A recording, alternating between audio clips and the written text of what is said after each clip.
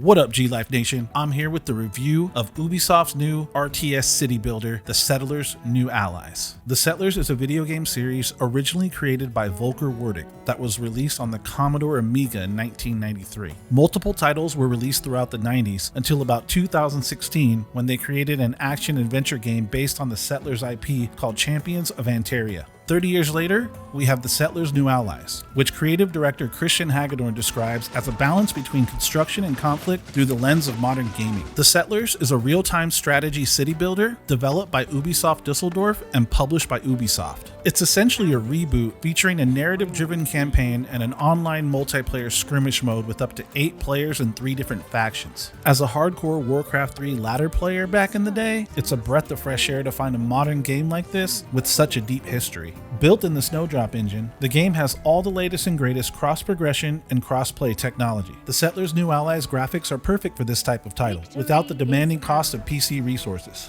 Keep in mind, this game was also released on consoles, so you can enjoy playing it with a controller too. I know my hardcore RTS gamers out there are cringing, but it's actually not that bad. I go back to what creative director Christian Hagedorn said about the gameplay, and I think he's dead on. It really is an incredibly well executed balance between building and combat. The building system is complex enough to keep you engaged and take pride in your layout, but still keep focus on the enemies roaming the map. Stylistically, combat is similar, with a smaller variety of units and abilities that offer less demanding micro without the loss of fun. The pace of the game feels really good. On the real, in the first stage, I built half of the map before even following the story. I'm not 100% sold on the claiming territory mechanic. It feels a bit like training wheels. Having to use engineers to make every tile buildable is kind of rough. Resources are easy to manage with the boost system. Apparently, your workers love to work double time for fish. It's not a huge deal, but can be annoying. Some resources need to be surveyed before you farm them. Luckily, AI-powered civilian units will tote all your resources around the roads you build to help balance this out. The Settlers' New Allies comes with a very extensive hands-on tutorial, which is essential for these types of titles. But if you're an RTS or city builder veteran, you should have no issues figuring out these simple systems on your own. Make a note to frequently save. At the time of this review, there is no way to restart the campaign from the beginning. Even though the story itself isn't too in-depth, it's nice to have some narrative to follow along throughout your 10 hours of campaign. Multiplayer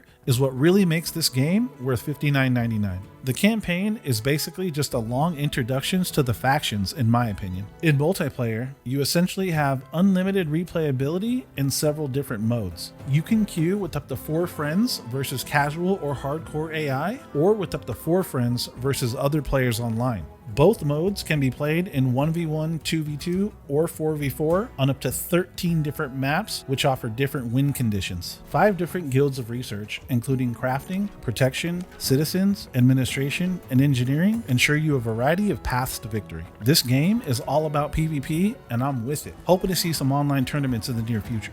There is a shop with online purchases, but don't worry, it's all cosmetics. If you're not huge into the PvP scene, the campaign might not justify spending the money to buy this title, but on the other side, the game is never the same when you're queuing with the homies. I'm all about that life. I can't wait to get good.